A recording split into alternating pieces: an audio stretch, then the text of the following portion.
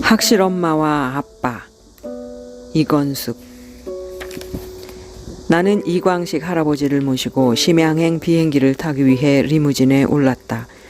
솔직하게 사실을 밝히자면 학실 아빠에게 학실 엄마가 살고 있는 북한 땅을 밟게 해준다는 약속을 지키기 위해서다. 아빠라고 부르기엔 너무 늙어버린 8순을 넘긴 노인을 흘끔 훔쳐보았다. 왼쪽 무릎에 관절염이 와서 늘 지니고 다니는 지팡이를 고추 세우고 두 손바닥으로 지팡이 머리를 포개어 잡고는 그 위에 턱을 고이고 깊은 생각에 젖어 있다. 나도 묵묵히 휙휙 지나가는 바깥 풍경에 눈길을 던졌다. 이보게, 자네 정말 내가 북한 땅을 밟을 수 있다고 생각하나?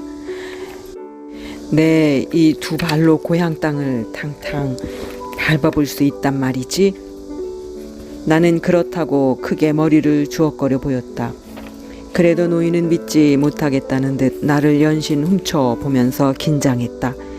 인천공항으로 뚫린 길은 영종도에 이르자 멀리 바다도 보이고 비행기가 뜨고 내리는 것이 차창을 통해 텔레비전 화면을 보듯 선명하게 눈에 들어온다.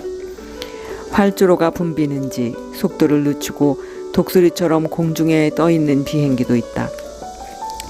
자네 정말 약속을 지킬 자신이 있나?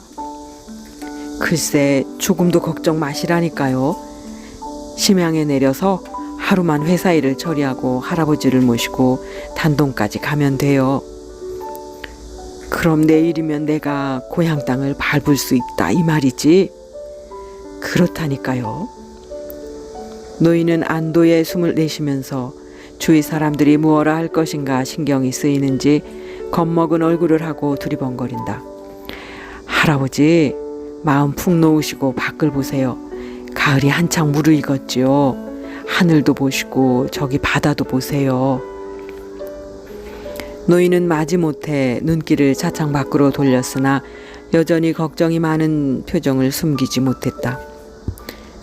내가 북한 땅을 밟는다고 하면 사람들이 잡아가지 않을까?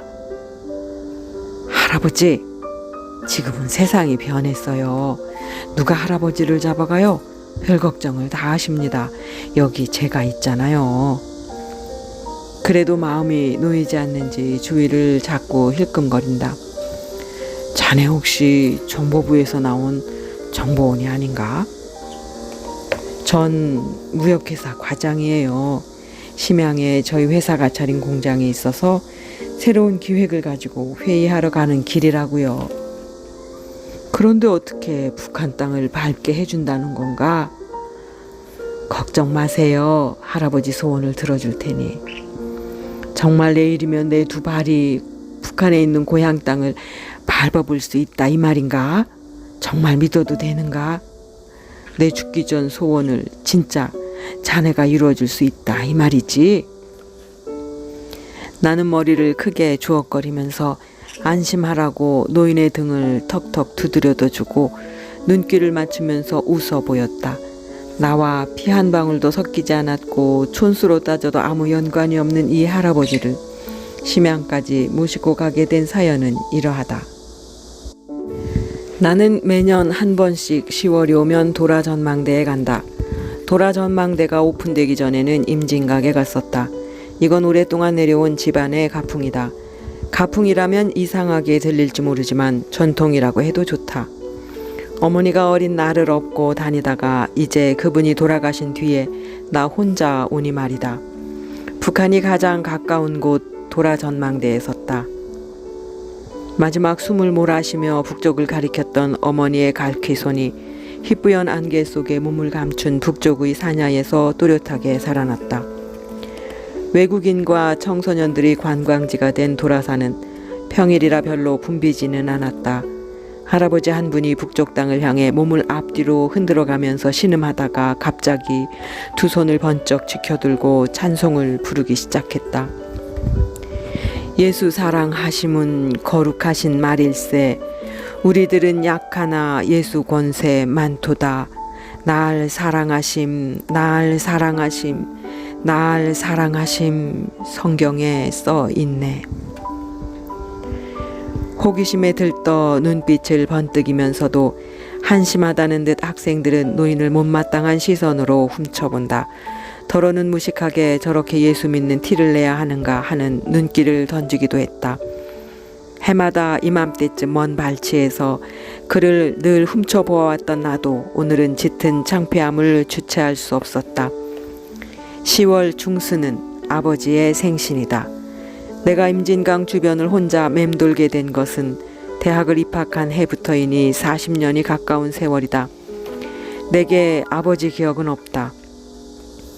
어머니의 넋두리에서 건져 올린 아버지는 중풍으로 누워있는 할머니만 혼자 남겨두고 자기 가족만 달랑 데리고 피난 나온 것이 마음에 걸린다고 이미 건너온 대동강 다리를 되돌아갔다고 한다. 두 돌 지난 아기와 아내를 남겨놓고 가버린 아버지가 다리를 건너가서 할머니를 업고 처자식을 찾아 되돌아올 즈음 다리는 폭격으로 끊겼고 아버지는 할머니를 업고 우리를 찾아 울면서 대동강을 건너려고 발을 굴렀을 것이란 어머니의 안타까운 하소연이 아버지에 대한 추억의 전부다.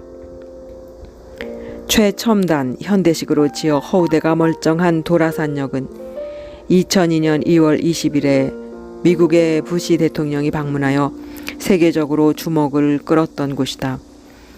민통선 국방 남방 한계 철책 30m 지점에 자리 잡고 있어 경의선 남측의 최북단역이자 임진강을 건너 비무장지대의 최북단에 자리 잡고 있다.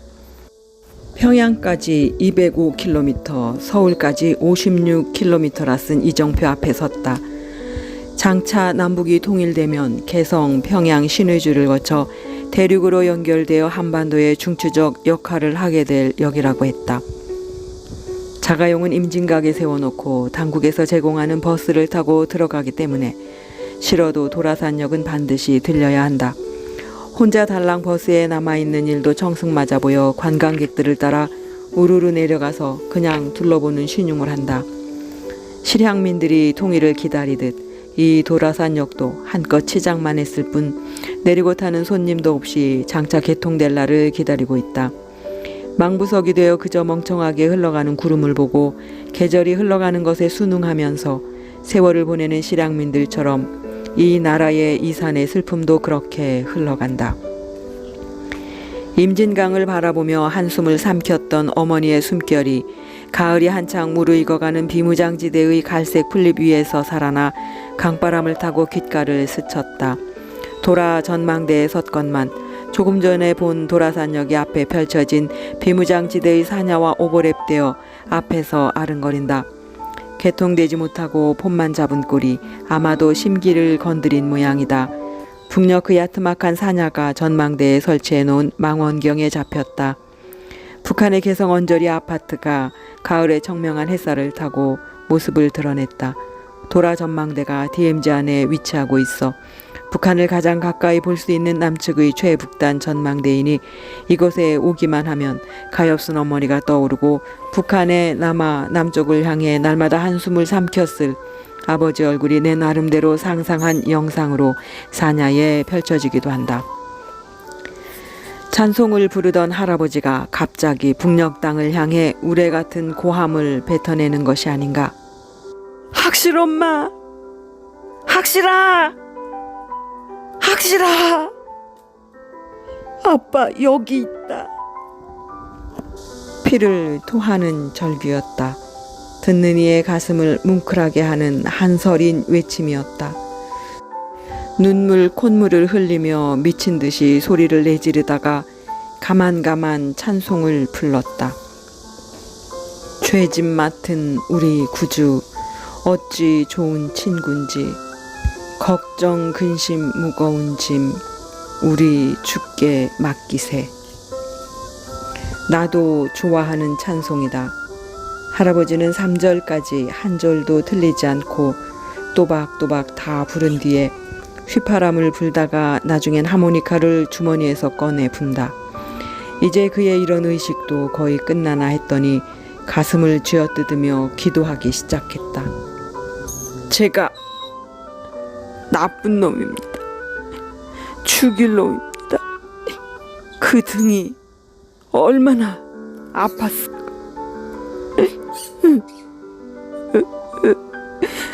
확실히는 지금 당신이 나를 얼마나. 평일에도 1,000명이 넘는 관광객들이 다녀가는 길목에서 할아버지는 부끄러운 줄 모르고 속에 고인 아픔을 눈물 콧물을 흘리면서 토해내고 있었다. 갑자기 그분에게서 돌아가신 어머니의 냄새가 났다. 할아버지, 북에 가족이 있으신가 보지요? 내 목소리가 슬픔의 구덩이에서 그를 건져내기라도 한 듯 그는 쇠심줄처럼 질긴 흐느낌과 칭얼거림을 뚝 그쳤다. 그 애가 북녘에 살아있다면 자네 나이와 비슷할 거야. 아드님을 두고 오신 모양이군요. 아니야, 딸이야. 손이 귀한 집안이라 대이을 아들을 확실하게 낳으라고 그런 이름을 지어주었어. 확실을 확실이라 부르지만 아들을 확실하게 낳을 것이란 뜻이지. 아, 참 재미있는 이름이네요. 그 따님이 몇 살 때 북한을 두고 떠나셨나요? 2돌을 넘겼으니까 지금 살아있다면 58이 되었겠지. 양식이 없어 모두 굶어 죽고 있다는데 얼마나 배가 고플까 생각하면 날마다 앞에 놓이는 밥상이 너무 미안해서. 어머, 실향민이네요. 저도 아버지를 북에 두고 어머니하고 넘어왔으니까 우린 같은 아픔을 지닌 셈이네요. 실향민.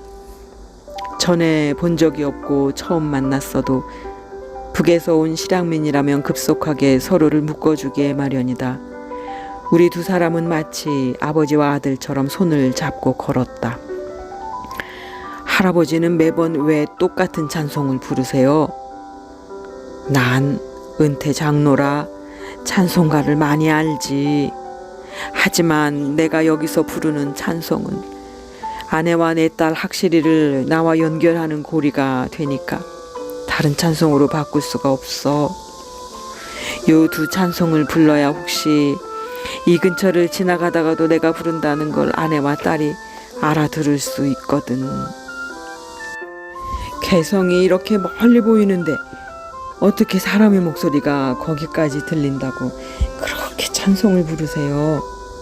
누가오? 이심전심이라고. 내 목소리를 들으려고 나처럼 저 건너편에서 이렇게 나처럼 여기를 건너다 보면서 같은 찬송을 부르고 있을지 새들이 듣고 옮겨다 줄 수도 있고. 노인은 새들이란 말에 눈을 잠깐 반짝였다. 북한에서는 찬송을 부르지 못하게 한다고 들었어요. 맞는 말이야. 그런데 내가 여기 이렇게 자주 다니다 보니까 한 번은 밭을 가꾸면서 휘파람으로 나의 갈 길 다가도록 예수 인도하시니란 찬송을 부르는 걸 내 귀로 똑똑히 들었어. 그날은 바람이 북에서 내 쪽으로 강하게 불어왔거든. 할아버지는 입을 뾰족 내밀고 휘파람으로 그 찬송을 불렀다. 얼마나 자주 여길 오세요? 거의 매주 한 번은 꼭 오지. 입장료만도 만만치 않을 텐데 그렇게 자주 오시면 어떡해요. 이제 연세도 만만치 않은데. 그러니까 이렇게 오지. 내 나이 80이니 이제 얼마 안 남았어. 통일이 될까 하고 마음을 졸이면서 기다렸는데 하는 짓들이 자기하고 관계가 없으니까 머무적거리기만 하지 도대체 진전되는 것이 있어야지. 이러다 내가 중풍이라도 걸리면 가족들이 있으면 모시고 오면 되잖아요. 휠체어를 타고요. 재혼하지 않았어. 북한에 아내와 딸을 둔 남자가 어떻게 또 결혼을 하겠어. 나 같은 사람이 결혼하면 천벌을 받지.